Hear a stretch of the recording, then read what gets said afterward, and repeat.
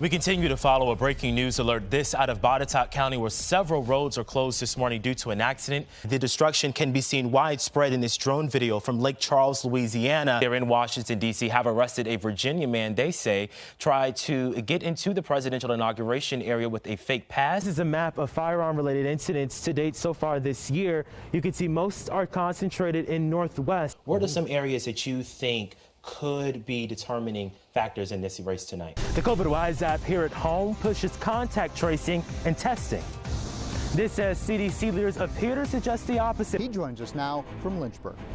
Yeah, John, Lynchburg's police chief was part of that group that came to the table to have this discussion. Family members of inmates concerned about their loved ones. 10 News first reporting 4 inmates here testing positive as of Friday. Less than a week later, that number more than doubled to 14. Combined with the staff members, that makes 28 confirmed cases. This morning, hundreds of Hokies are back on campus for the very first time since March. You don't have time to stop and eat. Yeah, but you can eat and go. Eat and go. Eat, go, eat, so argue with the people you're talking to. You get crumbs and all sorts of I don't have the TikTok dances down packed because I couldn't even do You can do it better than me, I couldn't even do the Savage dance for real. Like, I struggled with that. All voting precincts here in the city of Salem are at the Civic Center. That's due to COVID-19. Police lights once again lit up the night sky in the Star City as this scene played out at Valley View Mall in Roanoke. Someone was shot inside and taken to the hospital. We're told, though, they are expected to survive. The heavy police presence from multiple agencies meant officers were busy well into the night to get everyone out of that mall safely. Police tell us they have an idea of who the shooter is, but they are still working to identify that person, and so far no arrests have been made.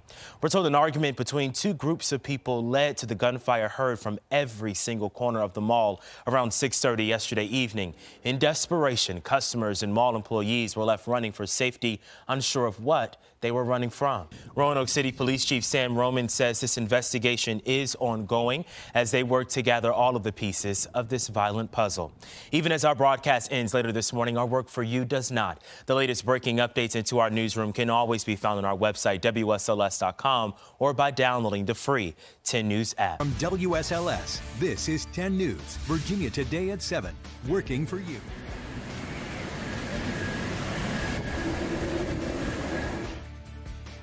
That we may not feel at home, but you can relate in listening to it. A historical storm taking several lives and causing major damage. Laura made landfall as a strong Category 4 hurricane early Thursday morning, crashing into the Gulf Coast with heavy rain and wind gusts of up to 120 miles per hour in parts of Louisiana. Then in daylight, the destruction can be seen widespread in this drone video from Lake Charles, Louisiana, showing flooding and scattered debris, homes and roofs destroyed. More than a dozen people have died from the storm, as we've learned, and thousands waking up without power. Now, we're expected to feel the impacts of what's left from Laura coming up this morning here at home, but of course, nowhere near how the Gulf Coast felt it earlier this week. Your local weather authority has been tracking the latest on Laura and her every move. Meteorologist Justin McKee is with us this morning. So I know we were expecting widespread rain all day today, but you're saying that some of that has kind of subsided. Tonight, we continue our 10 News investigation into ongoing issues at the Galax Carol Grayson Animal Shelter.